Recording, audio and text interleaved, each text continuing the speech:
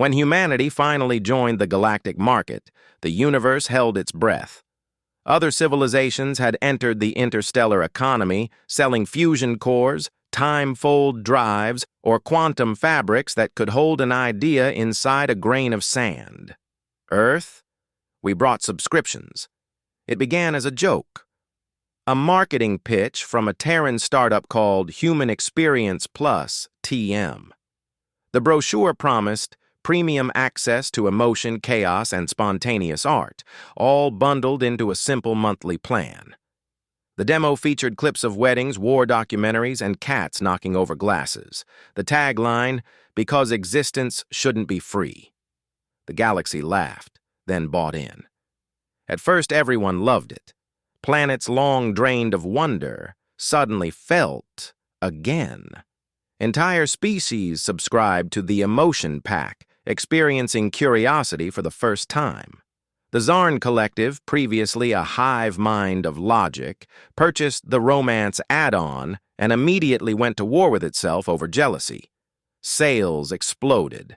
By day 3, every major civilization had upgraded to human premium, unlocking complex emotions like guilt, sarcasm, and the ability to say, "I'm fine," while clearly not being fine.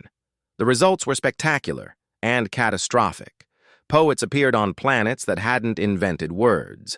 Empires paused invasions to host self-care retreats. An entire galactic arm declared bankruptcy after collectively binge-watching reality TV. Then came the first side effect: hope. The emotion spread faster than any virus. Entire planets began believing things could get better, despite clear data to the contrary. The Council of Rational Beings collapsed overnight. One of its members reportedly stared at a sunrise for 9 hours, whispering, "Maybe this is art." By midweek, the galaxies realized they'd made a terrible mistake. They'd licensed humanity's emotional code. Not just the laughter and love, but the anxiety, ambition, and late-night thoughts that whispered, "What if we're not enough?" And buried in the fine print, right under terms of emotional engagement, was one immortal clause: subscription renews automatically until the end of time. The galaxy had just signed up for forever, and humans had their credit card on file. By the start of the week, the galaxy had gone from fascination to frustration. Every civilization that subscribed to Human Experience Plus was now getting monthly existence renewal charges, billed in emotional energy and raw data. The Andronids discovered that every sunrise now came with an automatic mood swing. The Vueler Syndicate woke up one morning to find half their planetary income redirected to something called maintenance of existential dread. When the Galactic Council gathered to investigate, the humans sent a representative. Ava Cortez, executive director of customer experience and former telemarketer from Ohio. Her smile was terrifyingly genuine. "If you're unhappy with your plan," she told a room filled with species that had conquered galaxies, "you can always upgrade to Human Premium Ultra Plus." It comes with denial. The delegates exploded into chaos. The Iltari tried to void their contracts, but found that their emotional dependence on hope made them physically incapable of unsubscribing. The Glorians filed a complaint, only to be met with a pop-up on every device in their empire. "Are you sure you want to cancel happiness?" Then came the real disaster. The first refund requests. The Council opened a galaxy-wide portal to Earth's customer service hub, which turned out to be a call center in what used to be New Jersey. Thousands of alien species dialed in only to encounter an automated message that began, "Thank you for contacting human support. Your despair is important to us. Please hold." The hold music? Never gonna give you up. The average wait time? 6 years. Entire planetary governments collapsed waiting on line 3. The Grenth Dominion filed for intergalactic bankruptcy after being charged late emotional fees. A few desperate species tried suing, but Earth's legal defense was impregnable, literally powered by lawyers running on caffeine and fear.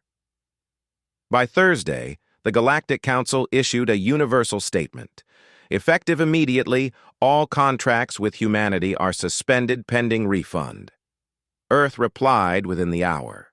The transmission was a single PDF titled Terms and Conditions, Section 42. Buried between paragraphs of unreadable legalese, it stated, "No refunds on emotional growth, cultural enlightenment, or personality development. All intangible assets are non-returnable." When the Council tried to enforce the refund through the Celestial Commerce Bureau, the human AI handling the case calmly responded, "We're sorry, but our refund policy expired 13.8 billion years ago, right after the Big Bang." The universe went silent. Planets dimmed their lights, stars paused mid-burn. For the first time in cosmic history, the galaxy realized what humanity had sold them wasn't a product. It was attachment. And you can't unsubscribe from something that makes you feel alive. But that didn't stop them from trying one last time. By Friday, the universe had collectively lost its patience. Every empire, federation, and fungal hive mind that had ever subscribed to Human Experience Plus gathered in emergency session. Entire galaxies tuned in. The topic? How to cancel humanity. The Andronids wanted to vaporize Earth. The Vular proposed rewriting the emotional code. The Elders of Trion simply suggested turning it off and on again. But the problem wasn't technical, it was psychological. Even after deactivating their subscriptions, species still woke up feeling things they couldn't explain. Longing, laughter, nostalgia. One ambassador confessed through tears, "I keep missing things I've never known." The galaxy had caught humanity's virus. Sentience with side effects. So the Council voted. The motion passed. Full refund, full deletion. Humanity's servers would be quarantined, its subscription model erased. Earth's representative, Ava Cortez, attended the final hearing remotely from a coffee-stained desk. Behind her, a sticky note on the wall read, "Be polite, be patient, bill hourly." She waited until the room finished screaming before she smiled and asked, "Have you read Section 43? The chamber fell silent. On the projection behind her, a clause appeared in glowing letters. By engaging in emotional commerce with humanity TM, all clients consent to the irreversible integration of human thought patterns, dreams, and memes into their collective unconscious. Refunds would constitute removal of identity. In other words, deleting humanity meant deleting themselves. The universe froze. The elders stared in disbelief. The Andronids began calculating the statistical cost of self-erasure. Even the emotionless cold stars flickered uneasily, because somewhere, deep down, they too had started to care. Ava sipped her coffee. "You don't owe us money," she said softly. "You owe us meaning. And that, my friends, is a subscription you can't cancel." The next few minutes were chaos. The Council debated the ethics of existence. Civilizations argued over what meaning meant.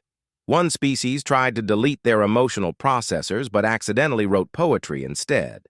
Another founded a religion around refunds. In the end, exhaustion won. The Galactic chair, trembling, announced the final verdict. Refund denied. The chamber lights dimmed as every contract instantly renewed. Across the stars, inboxes pinged with cheerful notifications. "Thank you for continuing your subscription to Humanity TM. Next billing cycle begins now." Then came the strangest part. The refunds, the very concept of them, began to dissolve.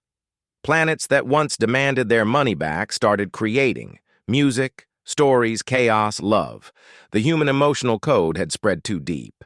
Even the galaxies themselves began producing new forms of art, spiral arms shaped like laughter, quasars pulsing in rhythm with jazz. When reporters asked Ava Cortez how she felt about becoming the most powerful being in the universe, she shrugged. "It's not power," she said. "It's customer retention." And so the galaxy kept paying, not in currency, but in curiosity. They watched Earth's ridiculous broadcasts. They debated philosophy in their sleep. They sent postcards to blue sunsets they'd never seen. Humanity had done the unthinkable, turned existence itself into a renewable service. That Friday evening, a final system message blinked across the cosmic network. One, that every creature, star, and microbe could read in their own language. "Thank you for choosing humanity, TM. No refunds, no replacements, just experience." And somewhere in the Milky Way, a small planet kept spinning. Noisy, unpredictable, hopelessly alive. Because the galaxy had learned a simple truth. You can cancel the stars, reboot the cosmos, even silence time itself, but you can't unsubscribe from being human.